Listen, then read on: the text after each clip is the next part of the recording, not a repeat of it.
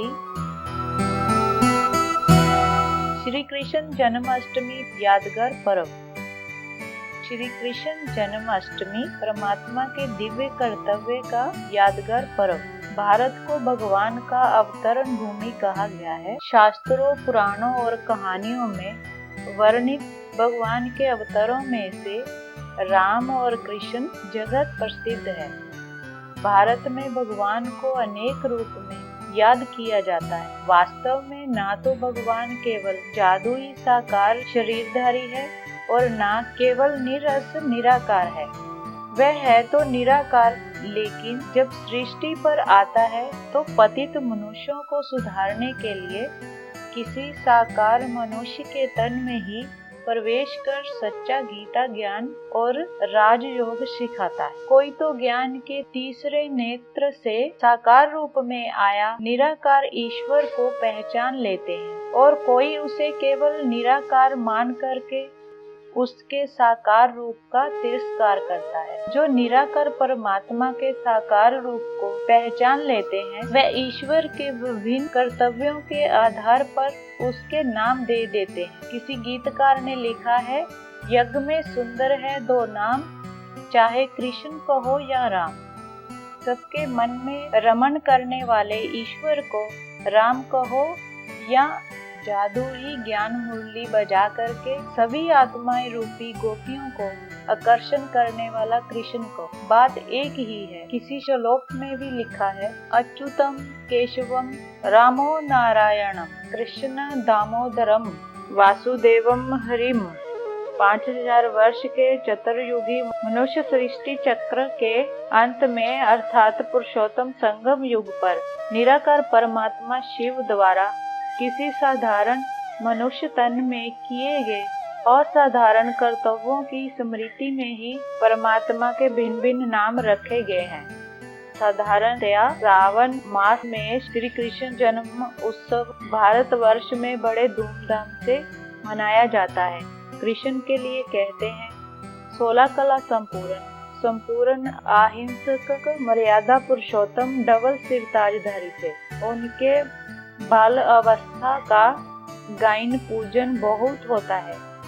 उनको पालने में झुलाना, झांकी सजाना इत्यादि तरीके से कृष्ण जन्म उत्सव मनाते हैं।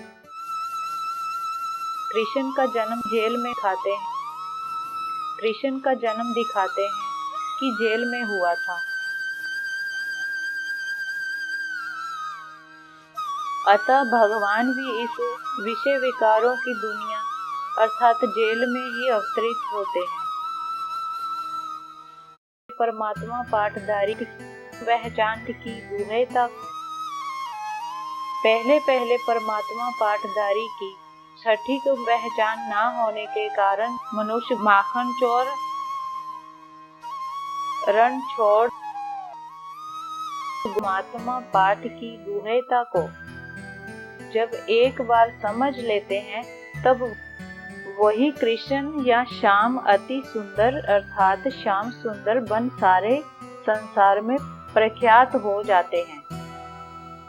श्रीमद् भगवत गीता में भी श्री कृष्ण के जो चरित्र दिखाए गए हैं, वो वास्तव में परमपिता परमात्मा शिव द्वारा वर्तमान संगम युग पर रचाए गए दिव्य लीलाओं के यादगार है।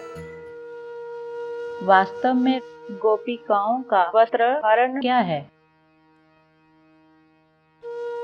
वासुदेव कृष्ण द्वारा गोपिकाओं का वस्त्र हरण वास्तव में इस नश्वर देह रूपी वस्त्र के भान का हरण परमात्मा द्वारा आत्मा का सच्चा परिचय देकर और अपने मन वचन कर्म से आत्मानुभूति करा करके इस नश्वर देह रूपी वस्त्र के भान का हरण करने का यादगार है।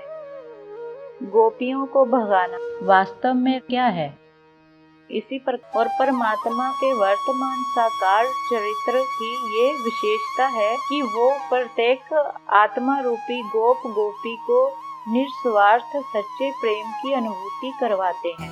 जिसके यादगार में रास लीला के दृश्य में कन्हैया को हर एक गोप गोपी के साथ रास करते हुए दिखाया गया है।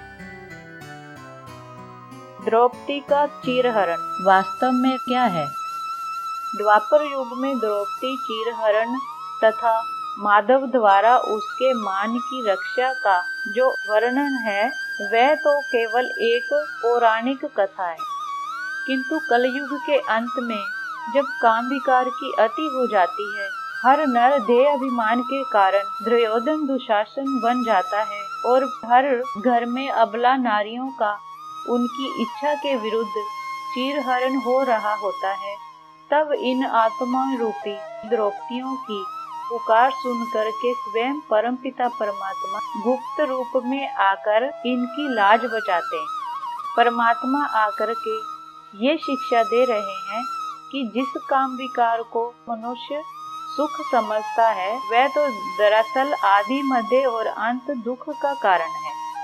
नाश्वर देह के संबंध तथा नाश्वर पदार्थों से मिलने वाला सुख क्षणभंगुर है। स्वयं को आत्मा समझ कर्म इंद्रियों पर विजय पाने और परमात्मा से सच्चा प्यार करने में जो सुख है वही अविनाशी है।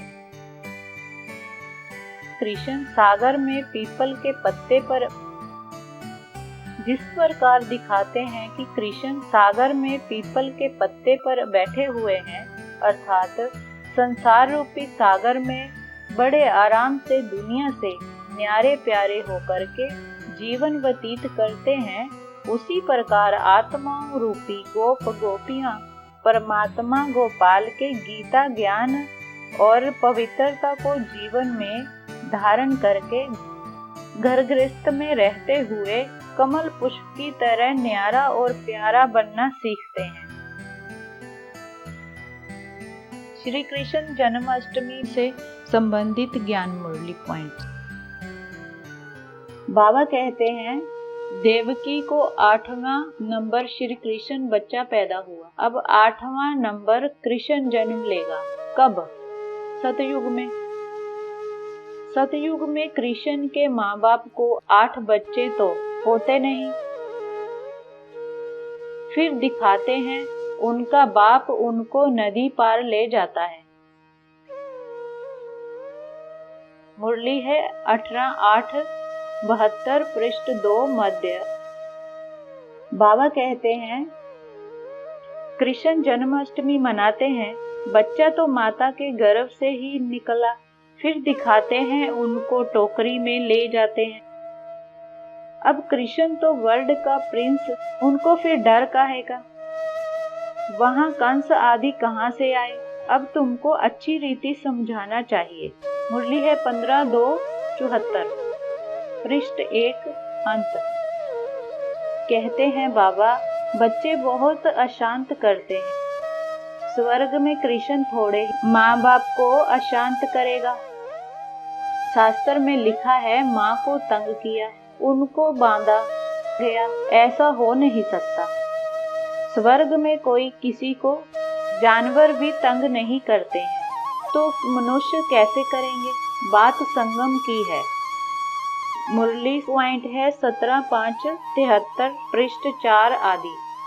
कृष्ण के लिए भी कहते हैं गोरा और सामरा, श्याम सुंदर, ये समझानी इस समय की है।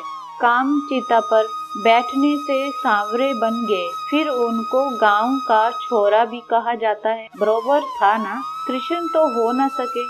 इनके ही बहुत जन्मों के अंत में बाप प्रवेश कर गोरा बनाते। मुरली पॉइंट है 8-12-2000 पृष्ठ 2 मध्य। बाबा कहते हैं कृष्ण को भगवान क्यों कह देते? क्योंकि भगवान ने कृष्ण को ऐसा बनाया, इसीलिए उनको भी भगवान भगवती कह देते हैं। कहेंगे उनको ऐसा किसने बनाया? भगवान ने। मुरली है 9-6-69 पृष्ठ 4 आदि। ओम शांति।